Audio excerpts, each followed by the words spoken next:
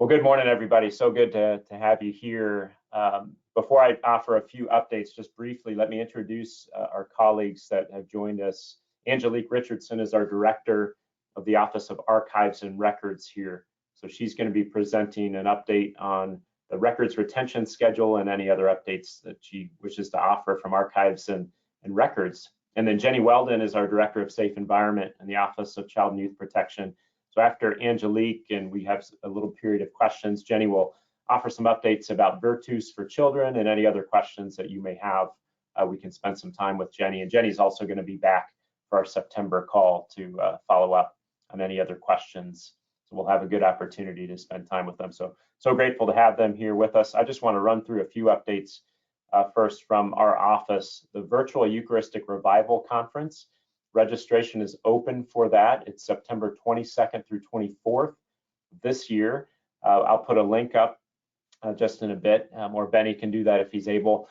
And this is a free conference available, catechists, parents, families, leaders. It's going to be a great conference, really formative on the revival itself and different ways to kind of be looking at the revival. So we're going to have marketing materials, more promotional materials available later this week. And we'll be sure to share that with all of our leaders out in the field so you can promote it at your parishes and beyond. So more information coming soon, but registration is open for that. It'll be a great conference, and there'll be some opportunities for some live panels during that conference. And the good news actually is that the conference itself, the material is going to be available for free for the long haul. We don't want to promote that too publicly yet, like just because people may not kind of tune in for that September 22nd through 24th. The thing that's going to be available during that time are those live sessions and the ability to interact with folks. But these great presentations and the content is going to be available for longer.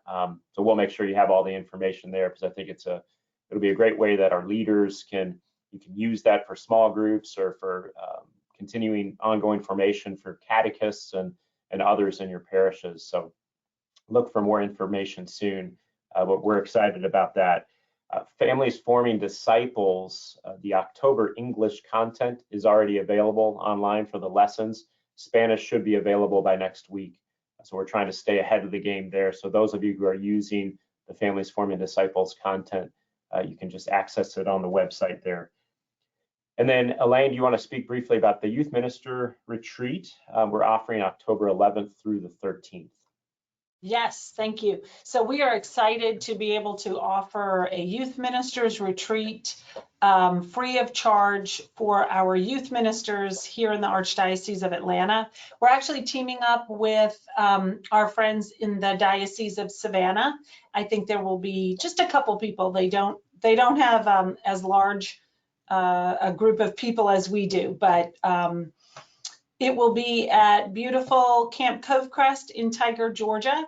And today I will be sending out the registration link to the youth ministers. So if you are a youth minister on this call, please look for that link. And if you are a DRE, please tell your youth ministers to look for it. We're really excited to have a time to let the youth ministers join in fellowship, networking, a chance to sort of recharge their batteries early at the beginning of the year. So please spread the word. Great, thanks, Elaine. One other update I have with our RCIA forum, the Initiation Ministries Workshop. We have the Spanish workshop tonight. It's virtual at 6:30 on the baptized candidate. We'll send you a link to that too, but we had the English one last week, and the recording should be up and available right now, but the one in Spanish is tonight at 6:30. So just a friendly reminder about that. Team, any other updates before we move to Angelique?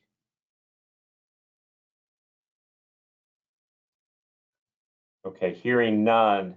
Angelique, so Angelique Richardson again is our Director of Archives and Records. Thanks for joining us, Angelique. Yeah, of course. The floor is yours. Would it be possible to share my screen? Yes, Benny, could you give Angelique access to do that? I got it.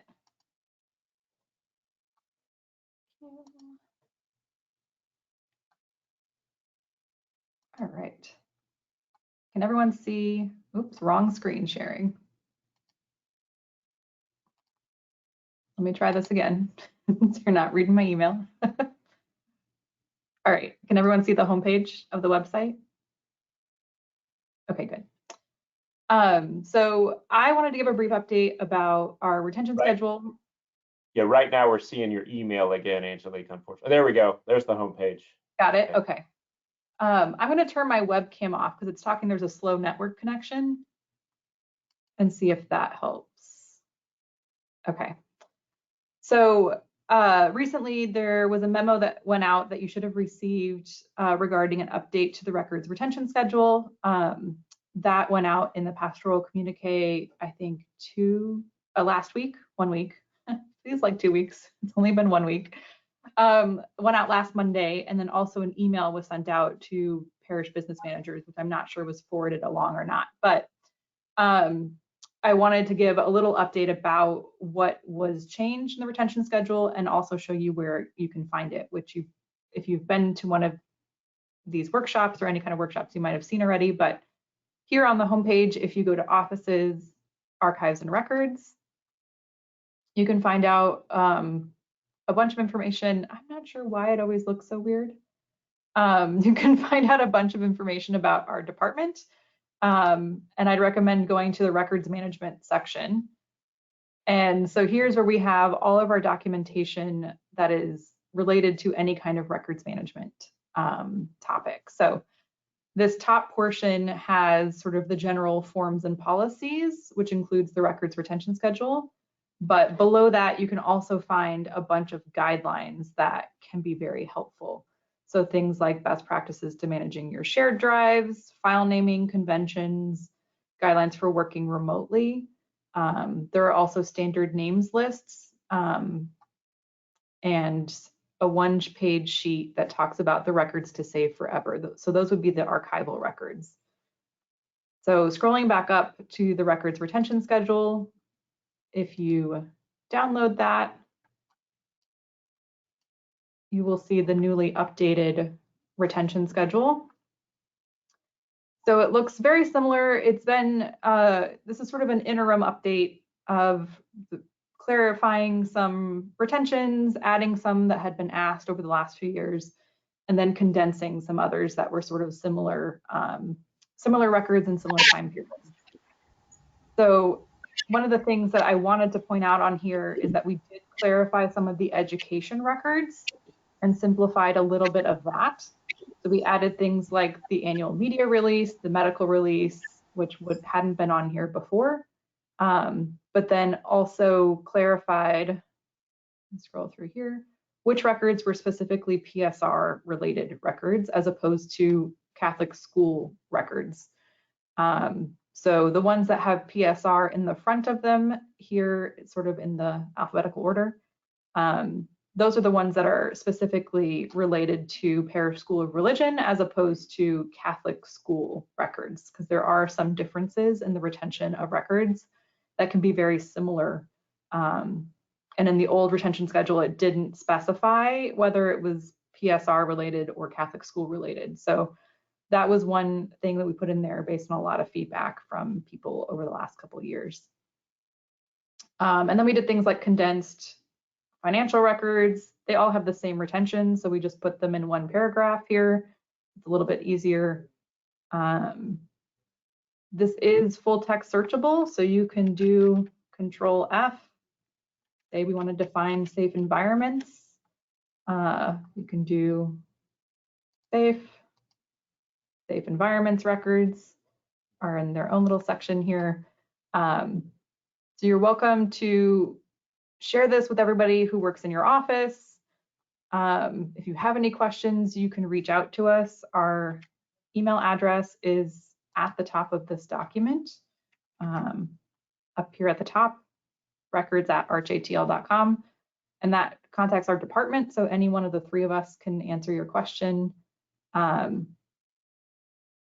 One other thing I wanted to point out on our website, if you didn't know already, under the Sacramental Research section, you scroll towards the middle, there are Sacramental Records handbooks. So if you do deal with sacraments at your parish, these are very helpful. We have it in English, Spanish, and Vietnamese, and they go over a ton of information regarding each individual sacrament. It's 50+ pages. There's tons of information in there. And if what you have a question about is not covered in there, don't hesitate to reach out to us. We deal with these kinds of questions all the time. Most of the time we can answer. If not, we will consult with our canon lawyer in the tribunal and come to an agreement together and then share those answers with you. And then the last thing, just for fun, I always like to point out, we do have an interactive history map of the history of the Archdiocese. It's called Finding Your Roots in Faith. And if you click the link, it pulls you up to this great map. Give it a minute to upload. Apparently we're having network issues today in the building.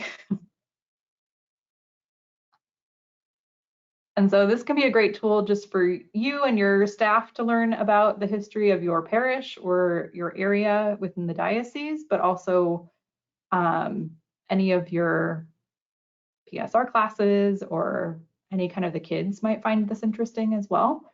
So you can just sort of scroll through and the map will change depending on the decade. So it's kind of fun. You can also click on the square or the circle. So the squares are schools, the circles are parishes. It gives you a little history and a photo. You can also click on it from here on the map and see, and the pop-up comes. So it goes all the way up through present day. So things like the pastoral plan and our auxiliary bishops and our new archbishop. There's even a section on COVID. So it's a lot of fun to go through the different decades. If you have a suggestion for a topic, you can always email that to us and we can add it to our list. We've been sort of making a running list of topics to add to it that we think would be useful in the future. So does anyone have any questions? I wasn't planning a long drawn out presentation, but I thought a Q&A might be a little bit more helpful. You're welcome to put your questions in the chat, or if you want to unmute yourself and ask the question, that works for me too. Great, thanks, Angelique. I shared the links in the chats to the records management, sacramental records, and the interactive story map links. Yes, I saw that. Thank you. So this is great. So yeah, if anybody has any questions.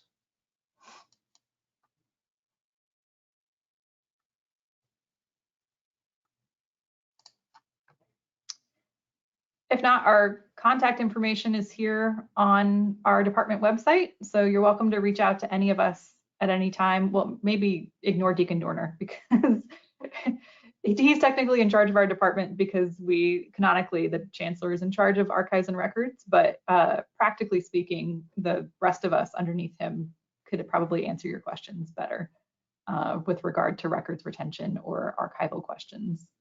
So Angelique, this is an ongoing development, if I understand you. Which is? The whole process of keeping the history and developing it on out with different topics over time.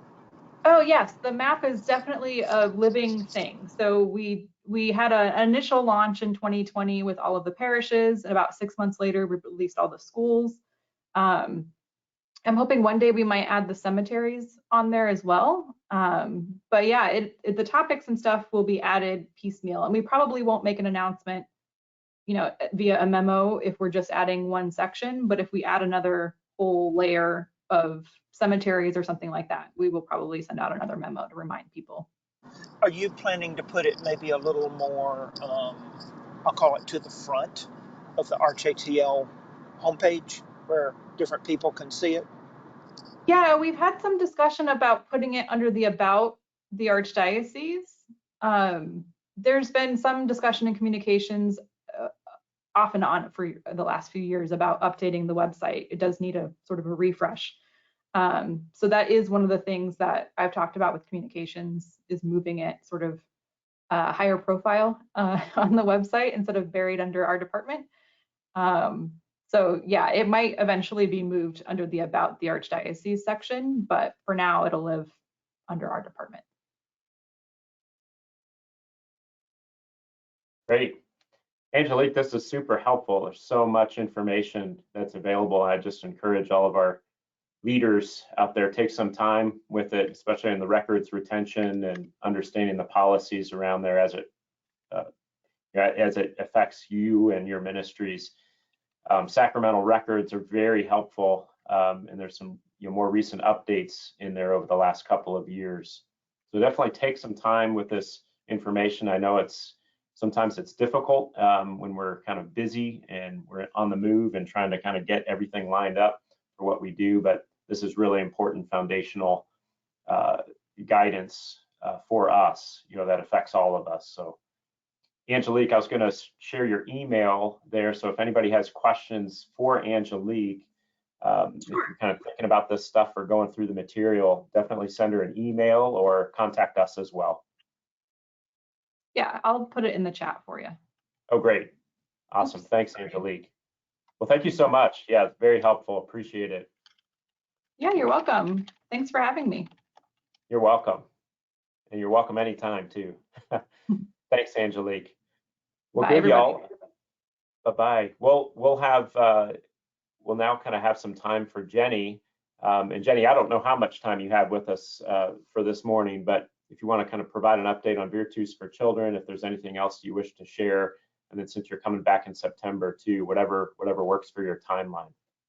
Sure. Thank you so much for having me. I figured I would come today and provide just the overview and the information for the 2022-23 school year. And then I figured I would give everybody a month. Anybody can ask questions that they want today. But then a month from now, if you have additional questions, I will be back for that meeting to ask any questions that you have. So first of all, thank you. I'm actually working currently on our USCCB audit report. Currently, we've had over 27,000 students trained this year, and that is due to the efforts that you have put forth to make sure that our children in our parishes get trained. So thank you so much for that. So let me just start off. So for this year, the 2022-2023 school year, you will be doing lessons 1 and 2 with your students, okay? It's lessons 1 and 2, and the due date for that is February 17th. Those are that's the most important information you should have. The lessons are 1 and 2, and the due date is February 17th, okay? A few reminders. Remember that children's training is for all students, kindergarten through 12th grade, and they get those lessons every single year. I know that in the years that I have been here, there's been some misinformation that's out there, so that's why I would like to make sure everybody hears it. It's for grades kindergarten through 12th grade every single year. And the best practice is to give those lessons during a regularly scheduled meeting time. You are going to have people come up with a million reasons of why they can't come if it's scheduled at a time outside of the regularly scheduled meeting time. Just to address a couple questions that have come through the chat, parents can attend if they want. That is totally fine. We welcome parents, and we're not, we want as many people educated as possible, and it is helpful if parents are there, but they don't have to be there. And for religious education programs, you do one lesson over the year. So basically what you do is you take lessons 1 and 2 and you go through that, you look at what activities are going to work best for your community, and then you pick out which activities that you're going to do in your community. There is no way that you can cover every single thing in lesson 1 and 2, and that's okay. So you just do what pieces work within your time frame and what's best for your community. We did lessons 5 and 6 last year. Some people, as I've gotten compliance forms in, they did 1 and 2 last year. If you did 1 and 2 last year, do 1 and 2 again this year. As I mentioned, there is so much material in those lessons that you can pull different material from those lessons, and you can use the combined lessons. So there's lessons, you have an individual lesson 1, an individual lesson 2, and then you also have a combined lesson 1 and 2. So you can take all 3 of those things and pull what works best for you, okay? Your responsibilities in regard to the Virtues lessons. The first one is to communicate with parents about when that lesson will be given. And then you need to save a printed copy of that communication with your safe environment materials for the year. Parents can opt their child out. Now, we allow you to only use the opt-out form, okay? You can use that opt-out form. You don't have to have a form returned for every single child. If you, the reason that we prefer the opt-out form is because you may have seen records have to be kept for 50 years for safe environment. And so the fewer records that we have, the better off we are. So that's why we suggest the opt-out form, but you need to do what works best for your location. So that is a decision you can make. Make sure the lessons are presented to all students. We talked about that. It's okay if there are students absent. Y'all, you have so much on your plate. If kids are absent, don't try to hunt them down, just mark them absent. When you record the information in the Virtues platform, you provide the number of children trained, the number of children who opted out, and the number of children absent. When you add those 3 numbers up, that should be the total number in your program, okay? So if they're absent, it's totally fine. Family faith formation. It is suggested that you do the lesson with the small group that you have for family faith formation that's geared toward the youngest child in the group, if that makes sense. Because you're clearly going to have students of different age in those family faith formation groups. Just gear it towards the youngest child, and it's, again, good to do it during a regularly scheduled meeting time. You can still provide the parent-specific lesson plan to the parents if you, at your parish, want the parents to do that, right? If you want the parents to present the lesson to their children, then you can provide that parent-specific lesson plans, and those are available. In regard to what needs to be kept together for the USCCB audit purposes, the communication to parents about the training, the opt-out form, when you do a copy, when you type in all of the information for your location about who was there and all of that, a copy, there's a button in Virtues that just says summary report. That summary, or there's a detailed report and a summary report. One of having that so that you've got it is very helpful. And then a copy of the compliance letter. I would say over probably 60% of our parishes have gotten the compliance letter in for this year, and I'm following up with some parishes that we haven't gotten that from.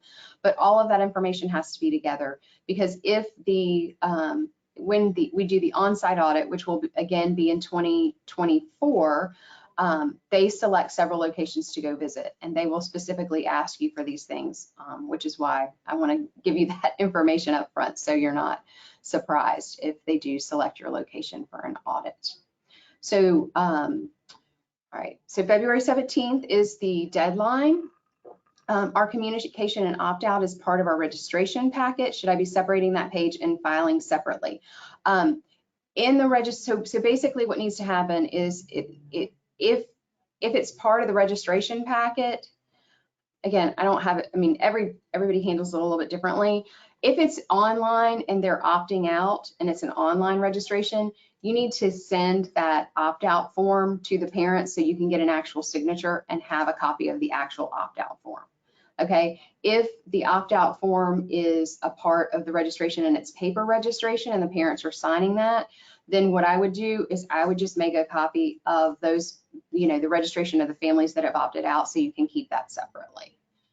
Because again, you have to keep that stuff for 50 years. I don't know how long y'all keep your registration information, but my gut is the safe environment is longer than what people are keeping other registration forms. So what other questions do y'all have for me?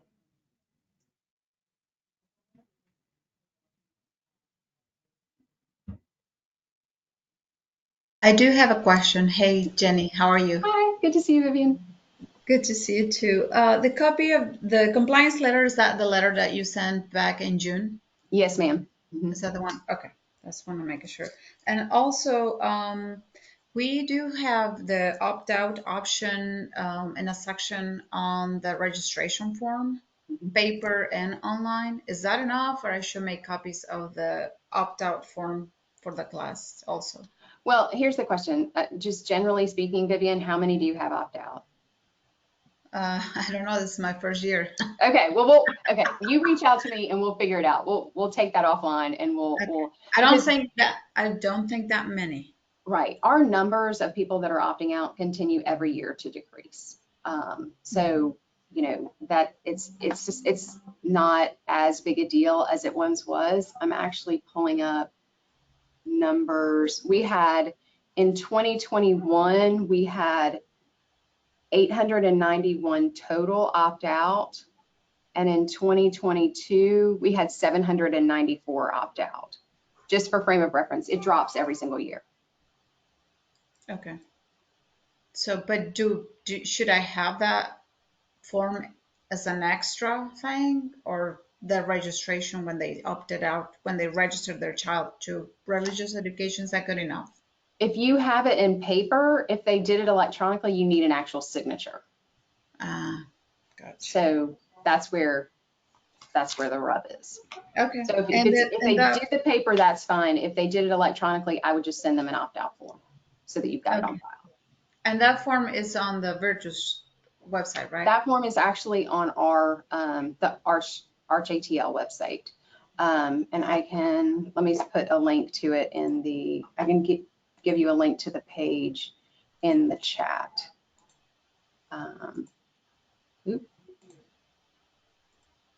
Okay, this is the page that has all of the parent resources and the school resources, and there is an opt-out form. And we do not have on the, because I'm guessing y'all know this, but I can't assume that. We have an English website and we have a Spanish website, which are two different things. So we should have a Spanish opt-out form on the Spanish website. Okay. And if it's not there, let me know and I can get you the Spanish opt-out form for anybody. Okay. Thank you. You're welcome. Hey, Jenny, I have a question. Sure, Jenny. We started doing, like, now that you helped us, so we have added them to our like regular lessons, but I also do an additional like family virtus that is like additional, you know, so like all the kids in the class in January go through the class virtus, but we do like kind of an opt-in family one, which like, you know, they can't do one or the other, you know, or whatever. Right. But if I'm doing the opt-in one, should I keep records of that or just like the big class opt-out? I would just keep the big class opt-out forms. Those are the important ones. Yep. Okay, I just wanted to make sure. All right, thank you. Awesome. Thank you.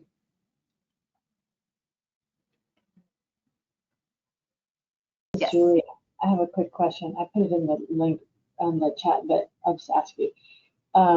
So we make we send the parent a hard copy of the opt-out. They sign the hard copy. We get it back. We have to keep the hard copy, or can we save it electronically and just keep the electronic copy? Right. So you can save it in an electronic format. That is totally fine. I mean, it's just like the compliance forms. Like if you PDF me a copy of the compliance forms with the signature on it, that's fine. We don't need the actual paper copy of it. So you can save that electronically as long as you are not saving it. And too bad Angelique is going because she's given us specific instructions. It can't be saved on anybody's individual laptop. It has to be saved on a server or on the cloud that is basically owned by the parish. It can't be like a personal Google Drive or a personal Dropbox. Does that make sense? Yeah, that makes sense. Awesome. Yeah, so I'm sorry. I think I'm, you know, we only do this once a year, so I'm always like relearning every time we do it. What is the compliance form? So the compliance form actually just started this year, because I have tried very hard to streamline things for y'all as much as possible. But when we had our in-person audit last June, the USCCB audit group that came to audit us said that we had to send a compliance form out every year. So the compliance form actually goes to the Safe Environment Coordinator at your location, and it lists the lessons that were done, so basically the Safe Environment Coordinator from your location should come to you to get the information about the children's lessons. Then the Safe Environment Compliance person is listed there, and the pastor signs it. So that is a new form that we just started this year per USCCB audit. Okay, so the coordinator comes to us in the religious education department and gets information about what lessons were done. And yes, then she fills out that letter and gets all the signatures and exactly. Okay, okay, got it. Yes.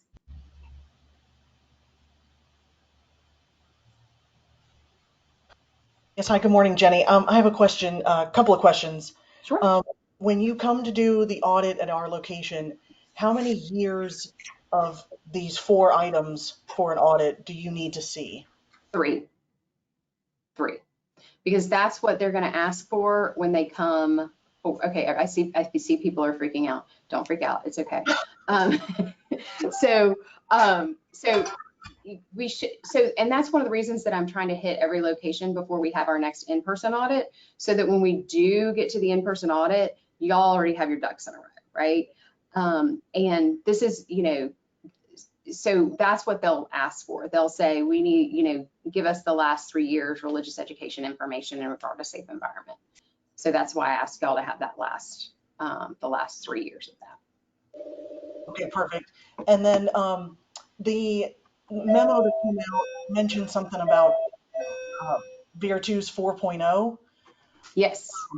On the Virtus website, we still have 2.0. Is that the same? Yeah, so the Virtus 4.0 that's the adult training. So the adult training has changed. So the children, now I will say all of the children's lessons have been updated at this point, but that 4.0 is in reference to the Protecting God's Children for Adults.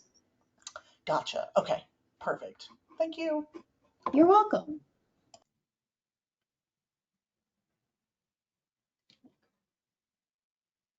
You are very popular, Jenny. So here's the thing about the compliance letter. I just sent an email out last week. If you didn't receive an email from me last week, or your location didn't, then you've got your compliance letter in. You're good. And I actually sent an acknowledgement email to everybody that had it in on time, because I really, really appreciate that. So if you'll hear from me again if you don't have your compliance letter in. I don't want y'all to stress out about that.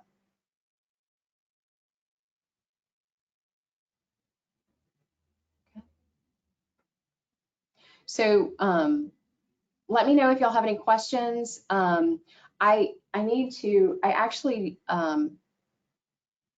So next month I will be here. I will be actually at the orthodontist because my son is having his braces removed, but I will be tuning in to answer any questions at the next, at this next call as well. But no, you can always reach out to me via email. That's the best way to get a hold of me. And the other thing you should know is we do in our office now, we are fully staffed. We're very excited about that. So we have Gina Garcia and Maria Bucio in our office as well. We are staffed in our office now from 8 a.m. to 6 p.m. because we stagger hours. So if you should be able to call and get somebody on the phone between 8 a.m. and 6 p.m. because I know a lot of y'all work crazy hours. And then just feel free to reach out anytime. If you want to, just know that Andy put my email in there, and we'll help in any way we can. Okay? This is great, Jenny. Yeah, thanks so much. Thank y'all very much.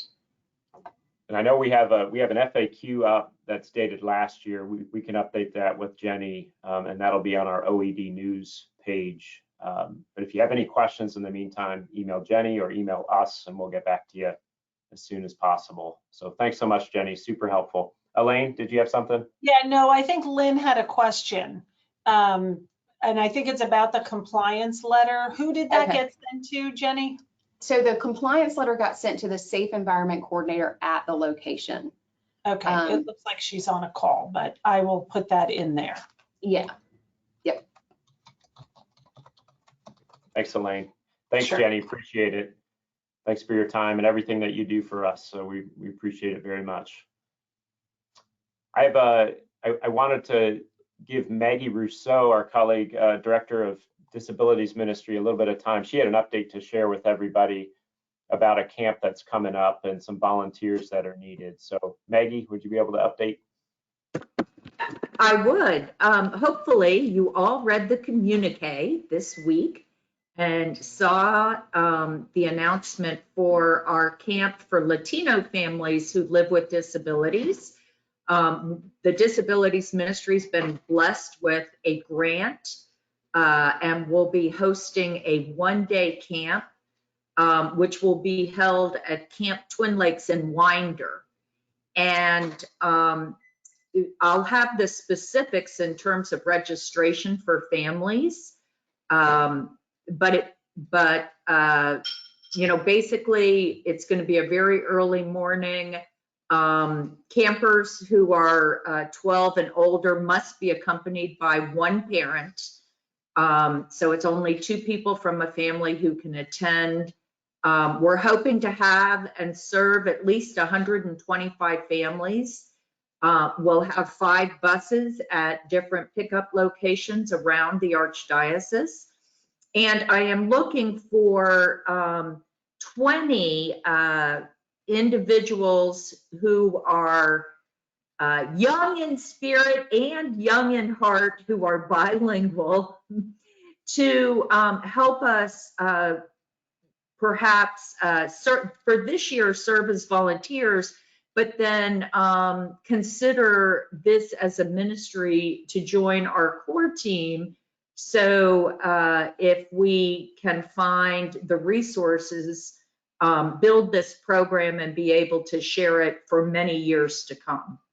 So there is an announcement. Again, it's in the communique. The camp is called El Campamento de Jesus.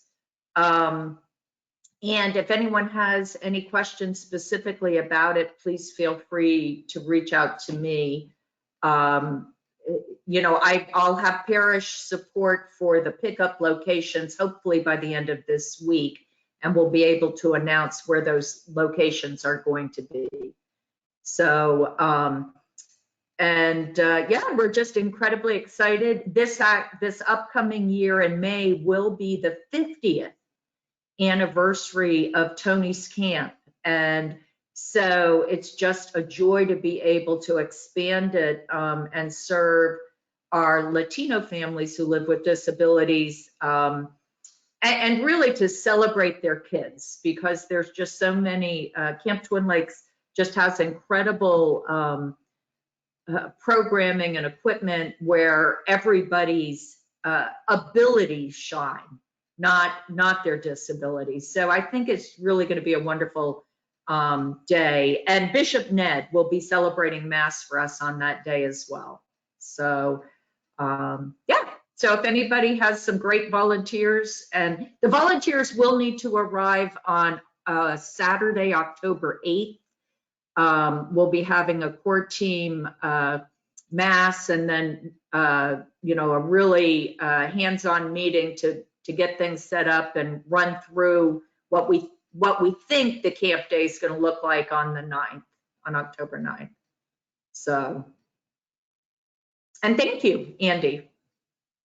You're welcome, Maggie. Yeah, thank you very much. I put your email in the chat, so if anybody has questions, or if you know of folks that are interested in volunteering, they would contact you. Is that correct, Maggie? Yes. Okay, Great. Yes, and hopefully the bulletin editors, because the communique was for the pastors, deacons, bulletin editors, and directors of religious education, will see the flyer and include the flyer in case there are families who might be interested in attending. And we'll hopefully have the details all solidified by this weekend, but we wanted to get that save the date out there. Awesome. Thanks so much, Maggie. That's definitely exciting. Check the communique, folks, if you haven't read through the details on that yet, and stay tuned for more information. So prayers, Maggie, for that camp and all the next steps. That's great.